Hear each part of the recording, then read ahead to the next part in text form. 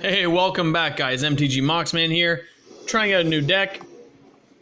All right, so this deck is a red-blue, and all it tries to do is get out a Chandra of Flame and hold everyone else off until I can start copying it with Spark Double. That's its whole job in life, and that's all this deck does. So far, it's not doing horrible. At the end of this, I will give you guys... oh, look at that. I've already got a Spark Double coming. I'll keep that. People keep forgetting that Spark Double copies any Planeswalker, so it's awesome when you get that bad boy out and just make them feel the pain. I don't need to do anything yet. Looks like he probably has a counterspell deck. So we'll see how this one goes. I'm going to test my theory by trying to put out a Chandra Novice Pyromancer. Oh, sucks to be him. Start giving him the boots right away. So what I do is, with her, I'll even Spark Double this if I have to. I think you just start dealing out the damage.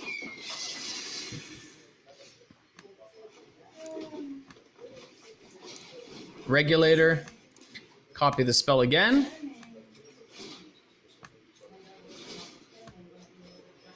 I mean, it's free, why not, right?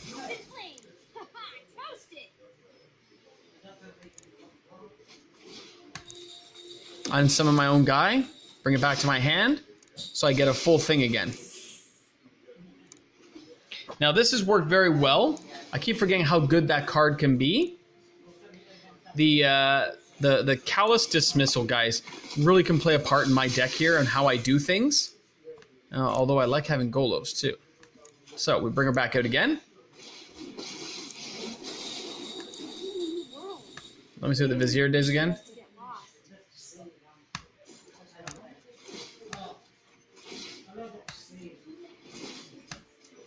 So, we'll just kill them both again. People keep forgetting how useful it can be to double things up with the Regulator, and people also keep forgetting that even just Spark Doubling everything. That's why blue and something is all you need to do, right? But there's the card I need.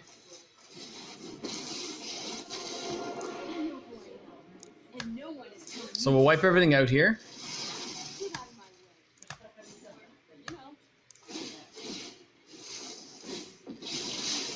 So we have another guy again. Now he only has a turn or two left until he'll just give up, because Spark Double, of course, copies Chandra, and then that means the Regulator takes effect. Oh, he so picked the wrong thing. What are you doing, buddy?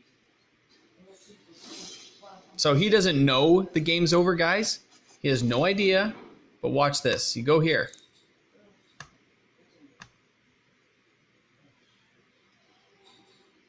Submit one what? Alright, so here we go. We copy this. And we pay it. And he gave up right away. Now the reason he gave up, guys, in this case, is because 2 and 2, it's 4 damage every turn. I would have used 1 to double up this turn, 1 to kill his guy, so he's not going to get the benefits. If he's not getting the benefits of trying to get those kind of spells going, he'll never get ahead. And I can do up to 12 damage just by flipping things out, right? So we're going to try one more time. Oh, I got a prize. Yay, a Savvy Hunter. So let's go... Hold on. Hold on. Let's go to Deck Edit, just so I can show you guys what you're looking at here.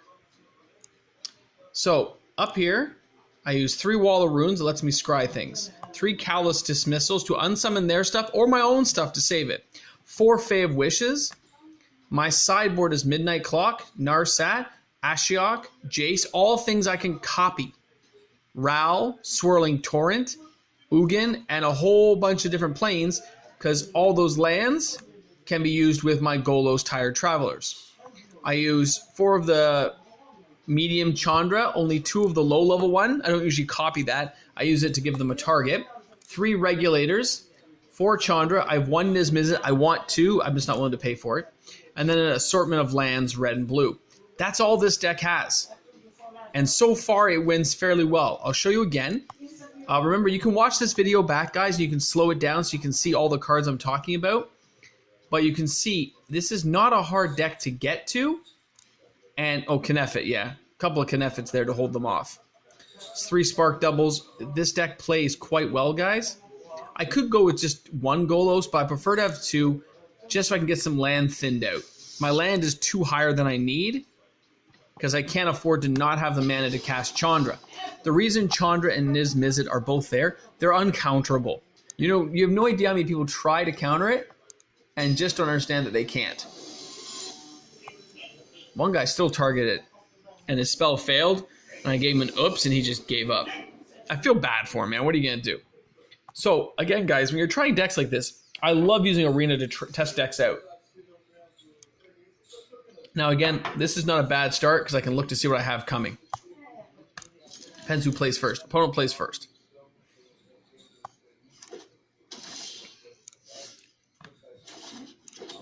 Chances are on this turn, if it's a black deck, he's going to play the guy, you know, that life linking guy, that Death Touch vampire dude. That's usually why I've seen these decks a lot. Oh, Worthy Knight. It's fine. Suits me well. Now, I don't want him casting things right away, and you want to tie his mana up. So he's got to recast that creature, right? And that's what I want to have happen. He's going to have 3 mana out, but 2 of it's going to be tied up recasting that same night, which gets me 1 turn closer to Chandra, which is 1 turn closer to his wiping everything out when it comes out. See, Worthy Knight. Oh, no land. This is a bad sign for him, and I feel bad for him.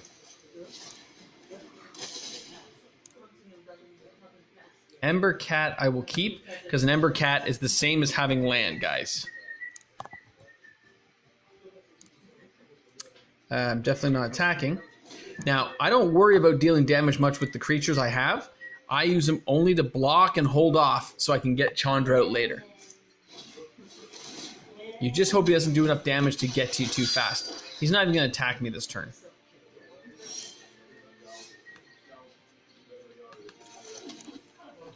Now I'm tempted. See, I could have Chandra out on the following turn. I'm having trouble one-handing this. I'm sorry, I forgot my thing at home, so I'm using a finger to hold everything in place. Pardon me, guys. So as you can see here, guys, if we look at the Ember Cat, my low-level guy, and a wall, I'm not going to be able to stop all of this. I need the Ember Cat to live. The Corpse Knight, he'll use that to start draining my life out and getting his knights and soldiers built up. He thinks he has time. If I get 1 land, I wipe everything out. He'll probably give up at that point. Unless he has some way of dealing with Chandra Inferno right away, and he probably doesn't realize the importance of the Ember Cat at this point. Oh, he's highlighting it. He's highlighting, he's checking it out. Come on, buddy. Cast your spells. You're taking forever.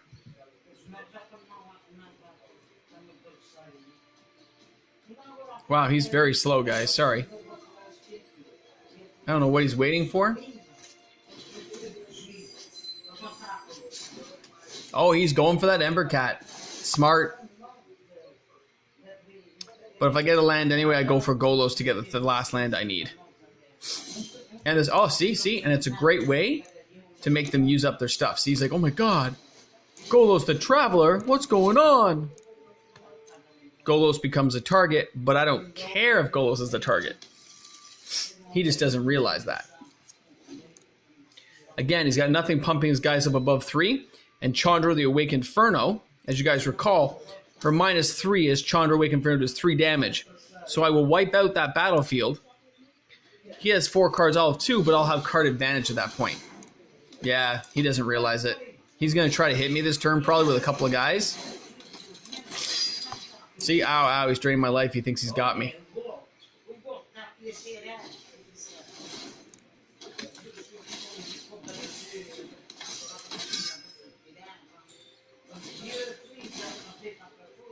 I'm not sure why I lost life there, but that's okay.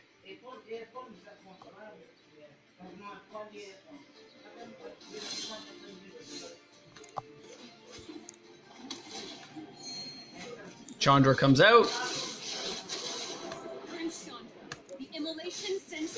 And I wipe out everything.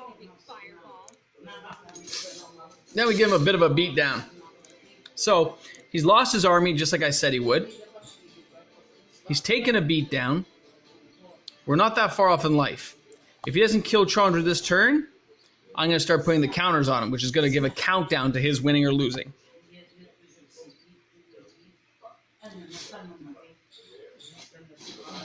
Knight's Charge, not going to help him at this moment. So, at this point,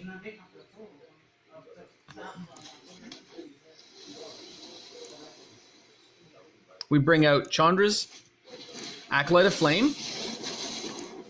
We bring out Knefet. You start putting the counters on.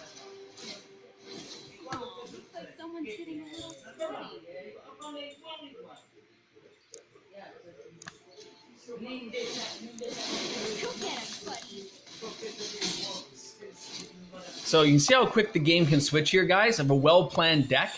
His deck is built on beating me fast, but I only have to hold him off till I get a Chandra. As soon as I get a Chandra on the field of battle, this game kind of gets locked up and there's not much he can do about it. He is trying to find a way to kill Chandra now. As you can see there, exiling a permanent. Good for you. But my counter is still on. And he's going to take another 7, 8, 9 damage this turn. He dies in 2 turns. This turn and the next, he's dead. And that's assuming I don't do something else. Poor guy.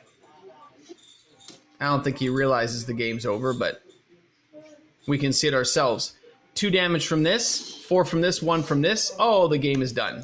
So I lay out the next Chandra. Chandra comes out. We lay out the elementals. Pump them all up. And that's game. So the game ended pretty quick. We already knew it was kind of happening. We could tell on the type of deck he has. And that's just how the cookie crumbles, guys. This is a very efficient deck. It works well for players who are trying to grind things out and win a lot of matches.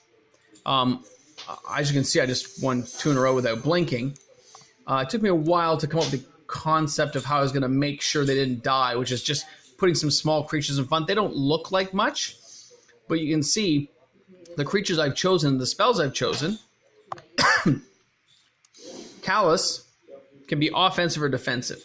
My Fey Wishes are 1/4s. They fly, and they can block well, or I can get a card even from my sideboard. The Wall of Runes allow me to cycle through my deck quickly to see if I can get the cards I need. Spark Doubles copy anything on the battlefield, including the Chandra Pyromancers. When you get a regular out and you've copied it, you're doing 2, 4, 6, 8 a turn because you've copied the spell, copied it again, and copied it with the regulator. It's a great repetitive deck. It really can hum things out quickly and deal with creatures that are in your way. It is a 62 card deck though, guys, so keep that in mind, all right? It's not just a 60 card. It's 2 higher for the extra 2 land, but you have Golos to ground things out. Anyway, thanks a lot for tuning in again. This is MTG Mox, man. I hope you guys enjoyed the video. Have a great one, guys.